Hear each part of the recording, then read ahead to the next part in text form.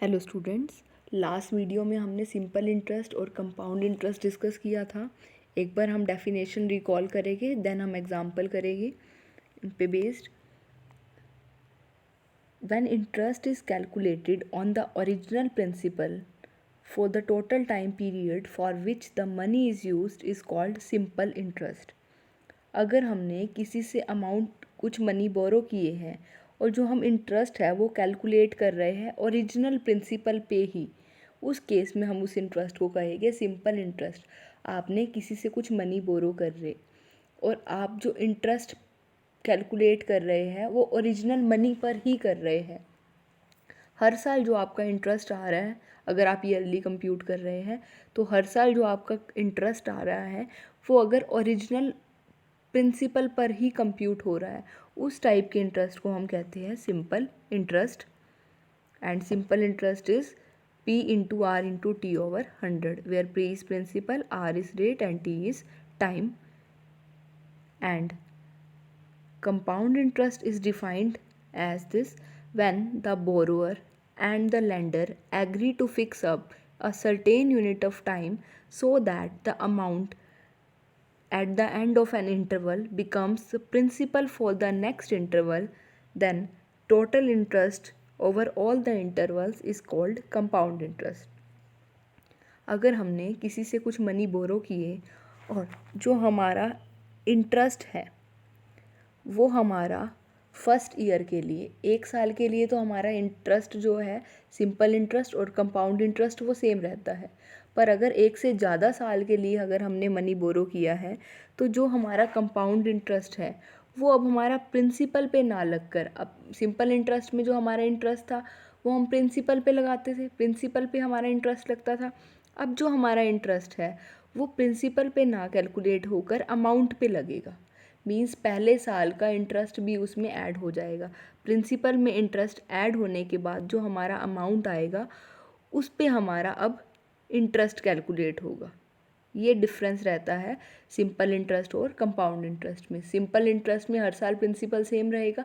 Compound interest में first year हम आपका जो प्रिंसिपल गिवन होगा वही रहेगा, पर जब सेकेंड ईयर के लिए कंप्यूट करोगे तो जो प्रिंसिपल होगा वो आपका अब प्रिंसिपल ना होके प्रिंसिपल प्लस इंटरेस्ट अमाउंट होगा। इसी तरह अगर आप थर्ड ईयर के लिए कंप्यूट करोगे तो आपका जो प्रिंसिपल होगा वो जो सेकेंड ईयर के एंड में अमाउंट बनेगा वो आपका प्रिंसिपल होगा, कि हर इंटरवल के एंड में जो हमारा अमाउंट होगा वो नेक्स्ट इंटरवल के लिए प्रिंसिपल बन जाएगा in case of compound interest. Example करेंगे सिंपल इंटरेस्ट पे बेस्ड कुछ। Find the simple interest on ₹2400 for 2.5 year at 15% per annum. हमें सिंपल इंटरेस्ट निकालना है। प्रिंसिपल हमें गिवन है 2400, जो हमने इंटरेस्ट कैलकुलेट करना है वो 2400 पे करना है। सो 2400 प्रिंसिपल हो जाएगा, रेट हमारा 15%, टाइम हमारा है 2.5 year. Now we know simple interest is P into R into T over 100. P is 2400, rate is 15%, time is 5/2. 2.5 year है, इसको हम लिख सकते हैं 5/2 ओवर 100। वैल्यू पुट कर दी, इसको सिंप्लीफाई कर लेंगे। सिंप्लीफाई करके हमारा सिंपल इंटरेस्ट आ गया 900। Next is what sum will yield ₹1716 as simple interest in 2, 3 over 4 years at 10% per annum। हमें यह बताना है कितना हमारा सम होगा, कितना प्रिंसिपल होगा जिस पे हमारा जो सिंपल इंटरेस्ट है वो कितना पड़ेगा 1716। कितना हम अमाउंट बोरो करें जिसके ऊपर हमारा जो सिंपल इंटरेस्ट है वो हमारा कितना हो जाए 1716। सिंपल इंटरेस्ट हमें गिवन है, टाइम हमें गिवन है, इतने टाइम के लिए हम मनी बोरो कर रहे हैं। 3/4 को हम लिख सकते हैं 11/4 years.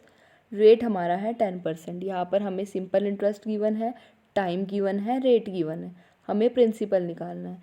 We know simple interest is P into R into T over 100। यहाँ पर आर की वैल्यू सब्सटीट्यूट कर दी, टी की value, and this is 100। P को हमने प्रिंसिपल फाइंड आउट करना है, उसको हमने पी एज्यूम कर लिया।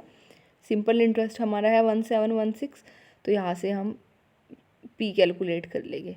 पी कैलकुलेट करने के लिए इसको यहाँ राइट में ले गए, सॉरी लेफ़्ट में ले गए, सो प्रिंसिपल हमारा आ गया दिस, यहाँ ये डिनोमिनेटर में आ गई terms.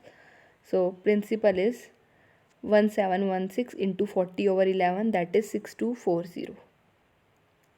Next question, at what rate of simple interest will simple interest on ₹9250 be 3/5 of it in 4 years. हमें रेट निकालना है, रेट फाइंड आउट करना है जिस रेट पर सिंपल इंटरेस्ट हमारा हो जाए 3/5 ऑफ ₹9240.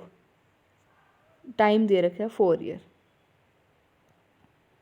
हमें ये बताना है कितने रेट पर जो हमारा सिंपल इंटरेस्ट है वो 3/5 हो जाए 9250 पर. 95250 ये हमारा प्रिंसिपल है. सिंपल इंटरेस्ट हमारा किस पे कैलकुलेट हो रहा है? 9250. Simple interest on ₹9250. इंटरेस्ट हमारा इस पे कैलकुलेट हो रहा है. इट मीन्स ये हमारा प्रिंसिपल है, ये हमारा प्रिंसिपल है. रेट हमें निकालना है, टाइम हमें दे रखा है 4 years. हमें बताना है रेट को हमने आर एज्यूम कर लिया और सिंपल इंटरेस्ट हमें दे रखा है, simple interest will be 3/5 of it. 3/5 of it means 3/5 of principal की बात कर रहा है ये.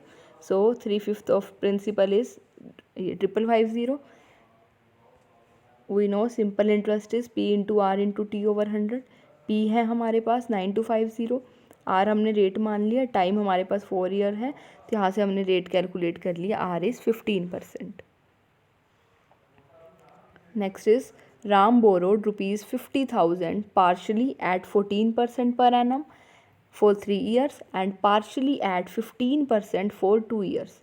If he paid ₹18,300 as simple interest for the whole, find the sum of money borrowed at that rate. अब यहाँ पर हमने क्या किया, राम ने कुछ अमाउंट बोरो किया. जो अमाउंट उसने बोरो किया वो कितना है?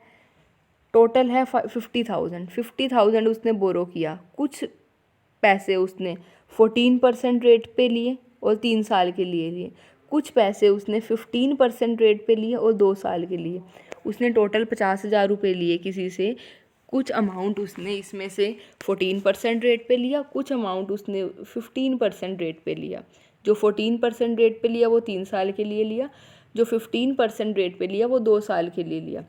और हमें ये गिवन है उसने जो इंटरेस्ट पे किया वो कितना है? 18300. हमें ये बताना है कितना उसने पैसे बोरो किए, कितने पैसे उसने बोरो किए ईच रेट पे. मीन्स 14% रेट पे कितने पैसे बोरो किए, 15% रेट पे कितने पैसे बोरो किए. हमें टोटल गिवन है उसने 50,000 रुपये लिए. कुछ पैसे उसने 14% रेट पे लिए, कुछ पैसे उसने 15% रेट पे लिए. जो इंटरेस्ट है उसका वो हमें गिवन है. हमें बताना है कि कितने पैसे उसने 14% रेट पे लिए और कितने उसने 15% रेट पे लिए. हमने सपोज़ कर लिया कि उसने जो 14% रेट पे लिए वो X रुपीज़ है और जो उसने 15% रेट पे लिए वो कितने हो जाएंगे? टोटल उसने 50,000 रुपये लिए.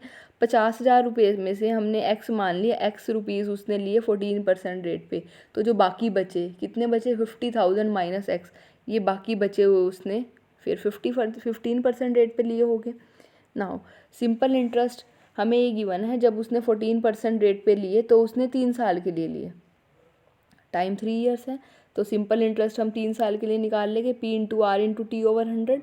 Principal is X, rate is 14, time is 3, time 3 year over 100, तो ये आ गया 42X ओवर 100.